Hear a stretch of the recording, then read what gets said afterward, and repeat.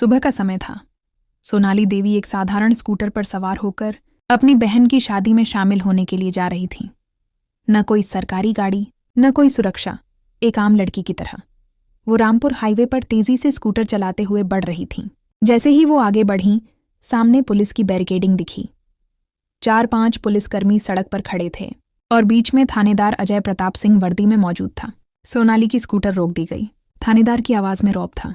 कहाँ जा रही हो? सोनाली ने शांति से जवाब दिया, मेरी बहन की शादी है, वहीं जा रही हूं। अजय प्रताप ने उसे ऊपर से नीचे तक घूरा, फिर मुस्कुराकर बोला, अच्छा, लेकिन हेलमेट नहीं पहना और स्कूटर भी तेज चला रही थी, चालान भरना पड़ेगा। सोनाली समझ गई कि यह सिर्फ एक बहाना है। सर, मैंने कोई कानून नहीं तोड़ा, उसने संयम से कहा। कानून समझाने नहीं सिखाने आए हैं हम। थानेदार ने पास खड़े सिपाही सुरेंद्र यादव की ओर इशारा किया। ऐसी नहीं मानेगी, इसे तरीका सिखाना पड़ेगा। अचानक अजय प्रताप ने जोर से सोनाली के गाल पर थप्पड़ मारा। बहुत सवाल पूछती है, पुलिस जो कहे चुपचाप मान लेना चाहिए। एक पल को सोनाली का चेहरा दर्द से सिहर उठा, लेकिन उसने खुद को संभाल लिया। उसके अंदर एक चिंगारी जल रही थी, शांत लेकिन तेज। थानेदार हंसता रहा। अभी भी अकड़ दिखा रही है, लगता है थाने ले जाकर सिखाना पड़ेगा। राजेश तिवारी नाम के एक सिपाही ने सोनाली का हाथ पकड़ा और खींचने लगा।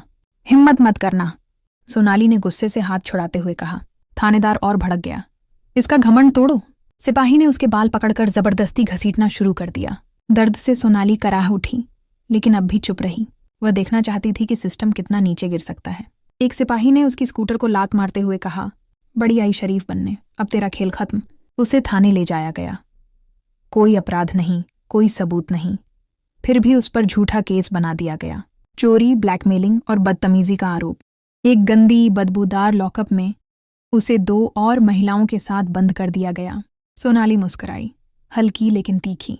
अगर एक अधिकारी को बिना सबूत यहां डाला जा सकता है, उसने सोचा, तो आम जनता का क्या हाल होता होगा। उधर थानेदार अजय प्रताप ने झूठी रिपोर्ट तैयार करवा ली। सबूत?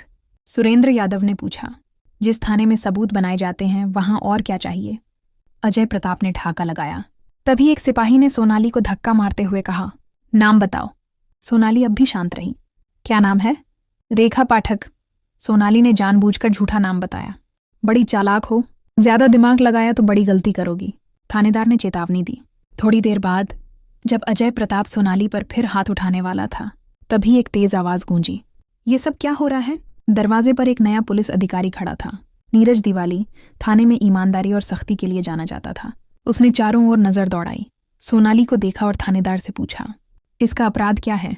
सर, सड़क पर बदतमीजी कर रही थी, अजय प्रताप ने घबराते हुए कहा। नीरज को कुछ गड़बड़ लगी। उसने सोनाली की आंखों में देखा। वो आंखें आम नहीं थीं। इसका नाम क्या है? सोनाली ने अभी भी वही झूठा नाम दोहराया, रेखा पाठक।